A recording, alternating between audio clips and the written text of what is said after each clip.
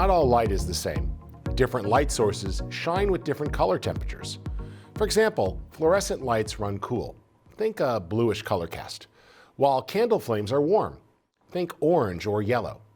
The human eye automatically compensates for these changes, but your camera needs some help. The camera needs to calibrate itself based on the lighting conditions. To measure the temperature of light, the unit Kelvin is generally used. This is based on a measurement for temperature based on an absolute scale. To change the white balance on your camera, you can either use your camera's menu or a dedicated white balance button to access useful presets. To change white balance of your camera settings, you'll need to use one of the advanced modes, such as program mode, aperture priority, shutter priority, or manual. For most cases, you'll use the auto white balance setting. Remember, when shooting RAW, white balance is very easy to adjust in your image editing software.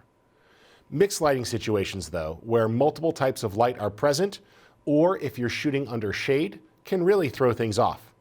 In these cases, presets can work very well.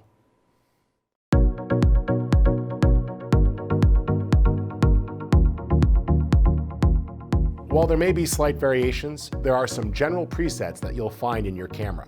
You can use your camera's menu or dedicated white balance button to quickly change between these presets. The default value of auto adjusts the camera automatically to the scene. In this case, we have a strong yellow background, which is confusing the camera a little bit. The daylight option is best for clear skies, about 5200 degrees Kelvin. Use shade if you have subjects that are in daylight, but under shade like a tree. The cloudy preset is good for daylight, but overcast skies, or twilight, typically about 6000 degrees Kelvin. The tungsten option is best when shooting under traditional light bulbs. These run about 3000 degrees Kelvin. The white fluorescent or additional fluorescent options are good for traditional fluorescent bulbs.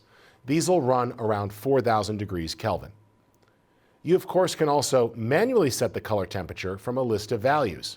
Typically, these will range between 2000 to 10,000 degrees Kelvin, but may vary slightly from camera to camera. This can be often easier if you use the LCD panel or the live view display to help you adjust. You can also store a custom white balance, which we'll tackle next.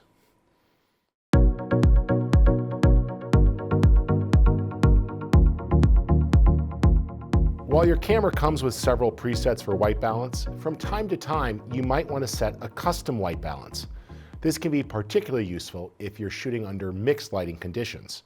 For example, here in this studio we have both tungsten and fluorescent lights lighting our subject. Now, in this case, it's important to use the camera's options inside the menus to set a custom white balance.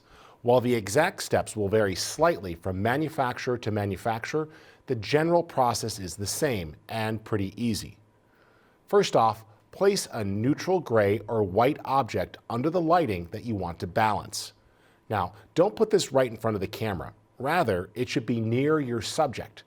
This way, the target picks up the same lighting as your subject. Also, try to make sure that it is directly flat towards the camera so it doesn't pick up different reflections from around the location. Then you'll either take a photo or use the option in your menu to make sure that you get something of reference. Generally speaking, you're going to want it to fill the frame or at least place it in the center of the target. Once you take this picture, it will then use this as a reference point. Then, using the custom menus, you can refine the white balance as needed. Let me show you how this works. Let's invoke a custom white balance. I'll go to my white balance menu and choose Custom Setup. I'll press the Enter button to start. In the case of my camera here, it wants me to use the center to drive it. I'm going to zoom in as far as possible on my lens and place this target over a white or neutral gray object.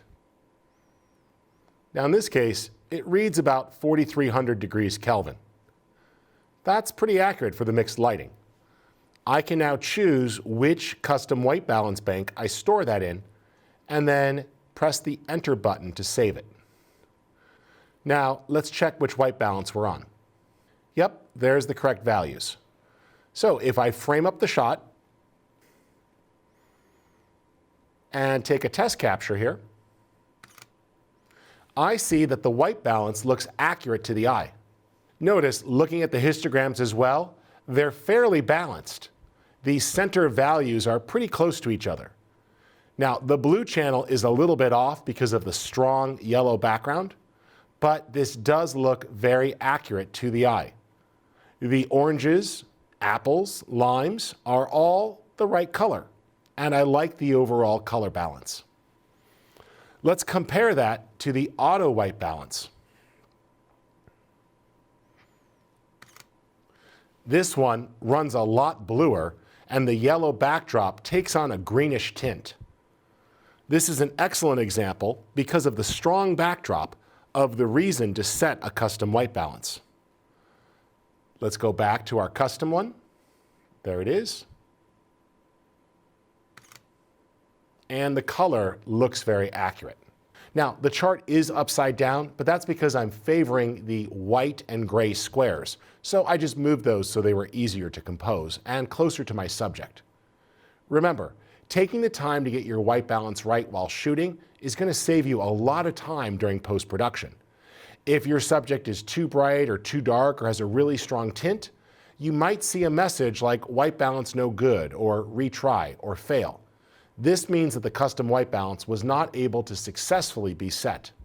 Just repeat the steps and try again. Now, if it doesn't succeed, you can also just use the custom white balance menu and dial in the color temperature manually.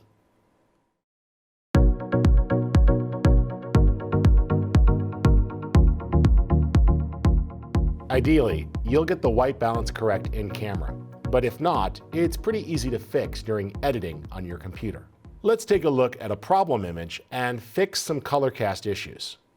I've opened up one of our photos here, and it has a slight color cast. Let's bring up the controls.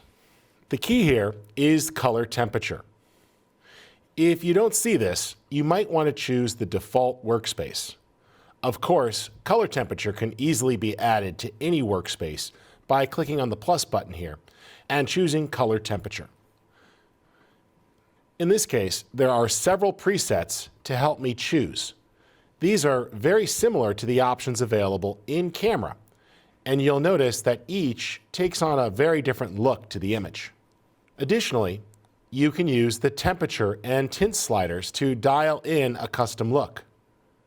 You'll notice that the histogram adjusts to give you more information. The histogram up here can be very useful when color correcting or adjusting exposure. A histogram is a graphical representation of the tonal values in your image. This graph illustrates how the pixels in the image are distributed across brightness levels. Let's adjust exposure here slightly, and you see the histogram updates. Additionally, you might find an eyedropper for setting a custom white balance. Let's choose that. In the case of this image, I can use a target. First, let's set it incorrectly. You'll notice in this case that the image takes on a strong color cast. Now, however, I'll use one of the neutral gray squares, and the image looks correctly white balanced. This makes it very easy to dial in the correct settings here for color temperature, as well as tint. In this particular image, it's dialed in a color temperature of about 4,000 degrees and a slight tint. If we choose pure white, you'll see that's a little bit different and dials in a value of 3,800. This will just help compensate for any potential color balance issues. Remember, as you adjust exposure, colors may become more or less saturated. For example, brightening up that image is going to wash it out a little bit, so putting in a little bit of saturation or vibrance can help fill back in some of the color information. Let's look at another image for a second. And in this case, there's definitely a strong color cast. Choosing from the different presets here, I can try to compensate.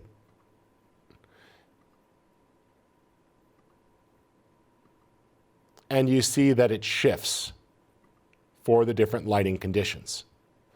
Now, I don't have anything pure white to work with, but let's zoom in a little bit and try using one of these highlights. I'll take the eyedropper and click on the highlight.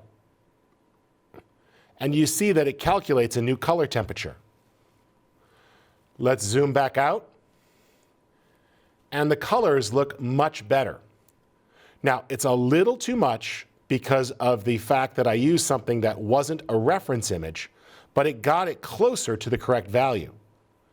I'm just going to back that off slightly, rolling the color temperature to the right and putting a little bit of magenta back in and toning down the amount of green. If I press the eye icon, I can see the before and after states on the white balance, and that definitely makes a positive change in the image, removing the greenish cast from the background and giving me something proper to work with. Ideally, you'll get the white balance correct in the field, but if not, don't worry. It's a pretty easy fix on your computer.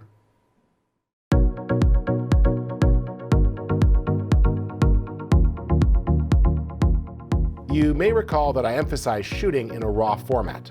One of the benefits of RAW is that white balance information isn't permanently baked into the file. Rather, it's just a series of tags. This has some extra benefit because it means that you can open up your RAW files after the fact and reassign the correct white balance.